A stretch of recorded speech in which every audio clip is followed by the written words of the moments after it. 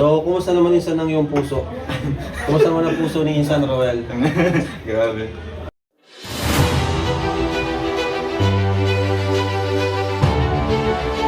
Okay guys, isang nabili mapagpalang umaga, tanghali, gabi po sa inyo lahat. Sana po ang lahat ay nasa mabuting kalagayan at ligtas po sa anumang kapahamakan. Sana po kayo ako nagmundo naroroon. Ako pumuli ang inyong likod, Maestro 21 TV. At sa ating video ngayong araw na ito mga kalingap, tayo muli po ay magbibigay ng ating panibagong kuro-kuro, komento, opinion at reaction. Tungkol nga po dito sa naging ganap o sa naging ganap po doon po sa pagbisita po ni Kalingap Rob sa kanya pong pinsan ni Dodong Roel diyan po sa Mindanao. Okay, so sa pagkakataon na ito mga Kalingap ay nag one-on-one interview po itong magpinsan na ito at sinagot ang mga ilan pong katanungan po ni Kalingap Rob at yung mga katanungan din po na, at gusto po rin po natin na malaman. Okay, gaya po ng meron bang sama ng loob itong Roel of Malalag sa naging desisyon po noon ni Kuya Bal na sila po ay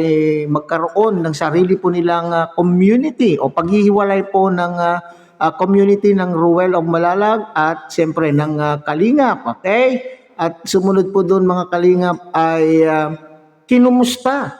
Kinumusta rin po ni Kalingap Rob ang puso po ng kanyang pinsan. Alam po naman po natin mga Kalingap sa mga nagdaan na panahon ay broken hearted po itong si Dodong Roel. So yan po ay mga ilan pong mga bagay na masasagot po. Sasagutin po ni Dodong Roel sa video itong mga Kalingap. Pero bago po yan, tayo muna po ay magbibigay po guys sa ama at founder po ng Kalingap, Kuya Bal Santos Matubang. At tangkilikin natin na Ate Edna Vlog, Kalingap Rob. At sana po, inyo rin pong tangkilikin ang munting channel na ito sa pamamagitan po ng pagbibigay niyo po ng like, share, and subscribe. At tuloy, pindutin na rin po ang notification bell. At nang sa ganon, tayo pa rin po ay magkita-kita at magsama-sama sa susunod pa pong mga reaction videos na acting gagawin. Ganon din po kay sa ating presidente, Javier De Leon, aka Birador ng Carepa. Sa ating mga kasamaan po dyan sa Carepa, mega love shout out. At sana po tangkilikin din po natin mga Kalingap, ang ating mga Kalingap partners, Kalingap Charity Vloggers. Okay? So ngayon mga Kalingap, patuloy po tayong magbibigay ng ating komento, kuro-kuro, opinion at reaction tungkol dito po sa video po ng ni Roel of Malalag kung saan nagkaroon po ng interview, one-on-one interview po ang magpinsan. So panoorin po natin mga Kalingap. So syempre, andito na rin tayo kumusta rin si Insan Roel. Insan, kumusta ba ang pagiging charity vlogger ngayon dito dito ka ngayon sa Davao? Anong pinagkaiba sa Daet at dito sa Davao? Sobrang challenging dito Insan. Kasi dati sa diet, gigising na lang ako, tapos pabiyahe. Yung, kumbaga, may mga pinupuntahan na. May mga destination na. Oo, may plano na. May plano na. Ay, Pero dito talaga, wala sa plano. Kumbaga, strolling lang, scouting. Tapos, ano pa, kumbaga, wala pang kasiguraduhan kung may makahanap ka ba dyan ng mga beneficiaries sa mga bundok-bundok. Okay, parang ano dito, parang lumabas ka talaga sa comfort zone mo, no? Talagang grabe. Okay, so talaga naman pong challenging po yan mga Kalingap. Kung atin pong nakikita po ang mga vlog po ni Dodong Roel, ay talaga naman pong siya po ay nagbibiyahe, tumatawid sa mga ilog, umaakyat sa kabundukan, at alam po naman po ninyo ang security po dyan sa Mindanao. Pasensya na po sa ating mga kapatid na taga Mindanao, pero siyempre nasa balita po parati na ang peace and order situation po dyan po sa Mindanao dahil po sa mga conflict. So ito po yung risk. Ito po yung risk po na pinagdadaanan or challenge na pinagdadaanan po ni Dodong Roel. Pero maganda rin po ito dahil tinanggap din po niya mga Kalingap ang challenge na ito. Alam po naman natin na diyan po sa Mindanao nagsimula noon pa man itong si Dodong Roel bago pumunta po riyan sa Daet mga Kalingap. Okay? Yung Sacrifice.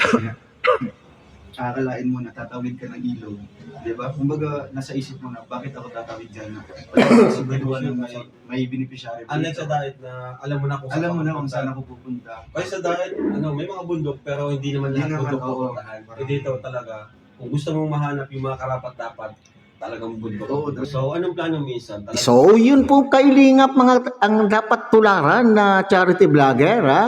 Maski sabihin mong hindi walang anuhan po yung kasiguraduhan. Okay? Sa kanyang paglabas sa araw-araw ay hindi kasiguraduhan kung mayroon po siyang makikita, ha?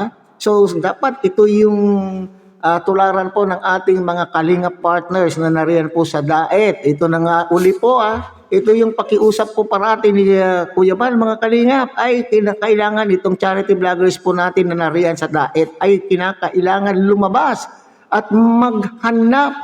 Okay, so ilan na lamang po yung nire-require po ng pamunuan po ng kalingap na maging charity works ng ating mga kalingap partners dyan po sa DAET, pero minsan ay hindi pa po nagagawa. Okay, pero dito po kay Kalinga ay kay Dodong Ruel, mga kalingap, maski walang kasiguraduhan, lakad pa rin po sila ng lakad, talagang nag-stroll at talagang naghahanap ng mga taong matutulungan. Okay? forever ka na ba dito? Babalik ka pa ba ng daet? Plano mo ngayon? Sa ngayon minsan talagang, kumbaga, pinag-focusan ko muna itong Focus ka muna dito sa Mindanao. Mindanao kasi nga, ano ay, kumbaga, may community na kasi dito. Kumbaga, meron na akong mga, halos mga dato dito. Yung mga dato dito, yun yung mga namumuno sa mga bawat tribo. So, bago ka mag-vlog, kinakausap Okay, so paano naman po yung mga nabuo po niyang community po dyan po sa DAET, yung kanya pong mga beneficiaries, so siguro ay may mga member o may mga kasamahan din po siguro po itong si Dodong Ruel na naiwan po dyan na pwedeng ipagpatuloy po, o pwedeng bisitahin po yung mga naging beneficiaries po ni Dodong Ruel dyan po sa DAET. Kinakausap ko ba, courtesy call sa kanila. dapat lang kasi pwede basta-basta ka Hindi papasok. basta-basta. Kasi sila ay protected ng kanilang sariling kultura talaga. Oo. Tradition. Pero hindi sila sariling batas. Sa akin, So, congrats Sinsan kasi yun, talagang ano yun kumbaga nag-take ka ng risk. sobrang Kasi di mo alam kung, syempre, kadalasan naman sa mga pumunta sa dahi, talaga syempre, bumuo rin ng, ng sarili channel, di ba? Bumuo mo ng channel bago magsarili. Pero bihira talaga yung susundan. nagsosolo. Yung talagang iba, nag-stay na talaga doon Kasi, Yan. Okay, so pakinggan po natin. O makinig mga kasama po natin na charity vloggers, Kalinga partners na nariyan po sa DAET. Tularan po talaga itong si Dodong Ruel. Kasi maski nag-iisa, he took the risk. Yung sinasabi, kasi nga ang alam po natin noong panahon, nung unang panahon mga kalingap ay itong mga charity vloggers ay nagpunta po riyan sa DAET upang matuto kung papaano upang sila po ay maturuan po ni Kuya Bal. Okay, so sila po ay nariyan upang gayahin, to multiply kung ano po yung advocacy po ni Kuya Bal, pero ano na po ang nangyayari. Ito yung sinasabi po ni Kalingap Rob dito mga Kalingap. Sila po ay dapat nariyan at sa ganon makilala. Okay, so unang-una rin po yan makilala, matuto at ma-adapt yung ginagawa po ni Kuya Bal. Pero yung iba po riyan ay kapit to ko na mga Kalingap. Kapit to ko na, hindi na. Well, may mga ilan din po, may mga ilan din po na umalis po riyan umalis na rin po diyan sa DAET at sila po ay nag-home base. Sila po ay nagsipuntahan na, nagsiuwian na po sa kanila pong mga probinsya at doon po nila ipinagpatuloy ang kanila pong mga misyon na natutunan po nila kay Kuya Bal. Meron pong humina ang kanila pong mga channel pero ipinagpapatuloy pa rin po. Pero meron naman din po ay nadismaya na, na-disappoint na, nawalan na po ng gana. Kaya hindi na rin po nagpatuloy yung iba. Nasaan na po kaya yung mga iba po mga kalingap na dati po natin nakikita po sa DAET nung sila po ay nagsiuwian na ay wala na. So iba po talaga mga kalingap ang magic ng DAET. Pero itong si Dodong Ruel, bagamat siya po ay nagsimula po dyan, yun po siguro yung edge. Yun ang advantage po ni Dodong Ruel nung siya po ay bumalik po dyan sa Mindanao ay tinanggap pa rin po siya, patuloy pa rin po siyang sinusuportahan po ng kanya pong mga nakuhang supporters diyan po sa DAET. Okay? Ayaw nilang mag-take ng risk. Ayaw nilang natatakot sila. Pero ikaw ginawa mo, kaya sana yung iba, ganun din yung gawin. Correct. Kasi talaga yung ano O makinig dito mga Kalinga partners, na nariyan pa rin po, ha? Long overdue na po kayo dyan. Kumbaga ay overstayed na kayo dyan. Yung iba nga po dyan, mga Kalingap, nagkaroon na po sila ng mga bakay, ha? Pero nandun pa rin po, ha? Nakakabit pa rin po. Nandun pa rin po sa palda, ha? Nandun pa rin po sa palda po ni Kuya Bal, ha? So, ito yung sinasabi po ni Kalinga Prab na dapat willing po kayong mag-take ng risk. Okay. talaga yung gusto ni Kuya Bal, di ba? Pag kaya mo na, pumunta ka sa lugar mo. Pag di mo kaya, balik ka na lang. Okay, may kondisyon naman pala mga Kalingap eh. Kung kaya, alam mo, may nararamdaman mo na kaya mo na, umuwi ka na, at masarap kaya mga Kalingap, ha? Masarap na ang iyong ginagawang pagtulong ay doon mismo sa bayan mo, ha? At doon ka makilala doon sa bayan mo. Kaysa naman po dyan na nariyan ka sa DAET, siyempre, hindi ka dyan na taga-riyan at yung mga tao dyan ay maaring hindi ka ma-appreciate. At least sinubukan mo. Challenge din kasi ako. Kumbaga, na-challenge din yung sarili ko, di ba na, siguro a year ago na yun na, kumbaga, spread natin yung pagtulong, hindi lang ito sa Bicol. So, At naging ano yung, naman. Okay, so yun po yung mga Kalingap, yung challenge po ni Kuya Bal, na i-spread yung pagtulong. Kaya nga po, inimbita po niya itong mga Kalingap partners na ito upang sa ganon sila po yung mag-duplicate nung ginagawa po ni Kuya Bal. At mai-spread, mapapalaganap po yung pagtulong, hindi lamang po dyan sa DAET, hindi magpo-concentrate po dyan sa DAET, kundi sa iba't ibang mga lugar kung saan po ang mga hometown ng mga inimbitang mga charity vloggers. Okay naman kasi Ano rin yung kasipagan minsan. Bilid ako sa kasipagan dito. Grabe. ganun lang kasi yun insan, kumbaga, yun nga, take a risk ka. Pero kung tamad ka rin, wala sisikap. Alam mo rin Wala talagang, hindi ka magiging successful or hindi ka susundan ng mga solid talaga ng mga viewers mo. Saka ang viewers talaga nakikita nila naman. Nag-observe kasi yan sila. So, kumusta naman yung ng iyong puso? Yan, mga Kalingap. Kumusta naman po ang puso po ni Dodong Ruel, mga Kalingap? Okay, so kumbaga pagkatapos po ng pangyayari po doon sa naganap na pangyayari doon sa kanya pong relasyon, wala na po tayong narinig. Bagamat marami po tayong hakahakang narinig mula po sa mga nakapaligid. At itong mga nakapaligid naman po ito ay may mga impormasyon na ating pong nasasagap ay panira. Panira lamang po. Lalong pinalala po ang sitwasyon. So dito mula po mismo kay Dodong Ruel, pakikinggan po natin kung kumusta na po ang kanya pong puso. Ano ang puso ni Insan Roel? Grabe. Medyo okay lang. naman. Okay naman. Okay naman. Ano ba? Lahat kami ay nagulat eh. Pero yung okay ka naman na ngayon. Okay naman kayo. Okay naman kami. Tapos ano naman, kumbaga, ginugugol ko na lang yung ano ko talaga. Yung time. Time ko sa ganon, sa charity, sa goal ko, sa family. So kailangan talaga mag-move on, hindi tayo pwedeng magmukmuk mga Kalingap. Kaya itong mga solid supporters po ng love team po na nawala, mag-move on na po tayo. Tanggapin po natin ang mga pangyayari kagaya po itong si Dodong Ruel, tanggap na medyo nakaka-recover na po. At maayos naman po sila daw pong dalawa, maayos po yung kanila pong relasyon. So sana ay ganun din po yung mangyari sa ating mga taga-suporta. Alam ko kayo po ay nasaktan doon sa love team po na nawala, pero ganyan po ang buhay. Okay, ganyan po ang buhay natin. Kasi nga, kung kami talaga. Wala namang samaan ng loob. Wala naman. Wala. So pag nakita kayo, okay lang. Okay naman. Mm. Pwede magkita kayo ulit, di ba? Sa diet, pag umuwi kang diet. Di ba? Mm. Kasi di na rin naman bago sa'yo ang diet. Siyempre, kung kayo nag-start. May mga punda rin ako ng mga Oo. hotel. May bahay din.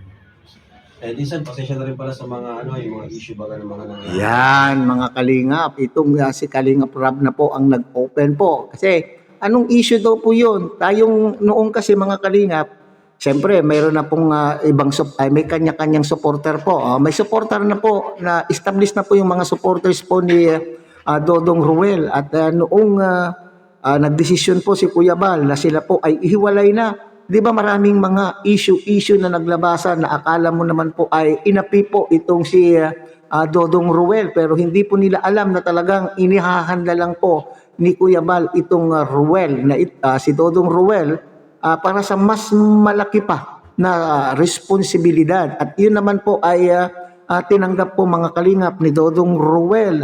So ngayon dito ay humihingi po ng paumanhin na maski hindi man kagagawan po ni Kalinga, ng pamilya po nila ay siyempre itong mga nakapaligid din po o itong mga taga-suporta po ng bawat panig ay sila po yung gumawa, sila po yung gumagawa-gawa po ng mga issue. Kaya po yan po yung inihihingi po ni Kalingap Rob ng paumanhin. Kaya ang ganda-ganda po mga Kalingap, makita po itong dalawang magpinsan. Napanatili po nila yung kanila pong relasyon bilang isang magkasamang vlogger, and at the same time yung relasyon po nila na magkadugo po talaga mga Kalingap. Ako, di ko talaga pinapansin yung mga bahala sila kung isipin. Basta kami, okay kami, pag nagkita kami minsan, okay naman. Basta ako, so anong issue ng ibang mga viewers sa atin, yung mga ginagawa nilang pag-compare. Nasanay na lang ako, inahayaan ko na lang. Basta ako, focus ako dito. Yun, basta ako, masaya ako na si Insan, natulungan ng Team Kalingap, di ba? At masaya din naman ako kasi si Insan, kahit kumbaga nagbumukod siya sa Kalingap, ramdam natin yung faithfulness niya sa atin, di ba? Pasasalamat niya. Kaya, iba kasi yung kailangan pa, palagi na lang pasalamatan. Hindi naman po kami naghahangad na halos araw-araw pasalamatan. Okay na po yun. Ano rin kasi, kumbaga, yung utang na loob, hindi yan, kumbaga, every time na papasalamatan mo. Kumbaga, yung utang na loob, kumbaga, binabalik mo din in a positive way. Oo. Dahil sa akin na, siyempre, kinuruan ako ni Kuya Bal sa ganitong pagbablog, charity. Kumbaga, bumukod man ako, hindi ko nakalimutan pa rin yung pinaka-influence ni Kuya Bal. Para sa akin nga, mas importante yung respect eh. Oo, yun. Yung respeto. Kumbaga, Di mo na kailangan na araw-araw makapasalamatan. Di na kailangan. Huwag na po natin kumbaga, literally na literal na pag-intindi. Masaya na po kami na nakatulong po. Kaya yun Insan, pasensya na sa mga kung ano man yung mga ingay sa labas. Okay, so yun mga Kalingap, yung pagtanaw ng utang na loob ay hindi lang basta yung ikaw ay nakapagpasalamat do sa taong nakatulong, kundi yun po yung sinasabi po dito ni Kuya Bal mga Kalingap ay yung kapag ikaw ay nakatulong na sa iba, kapag nakatulong ka na sa iba, yan ang ibig sabihin po. Pag na-duplicate mo na yung kanyang ginagawa, at yun po yung sinasabi na pagtanaw ng utang na loob.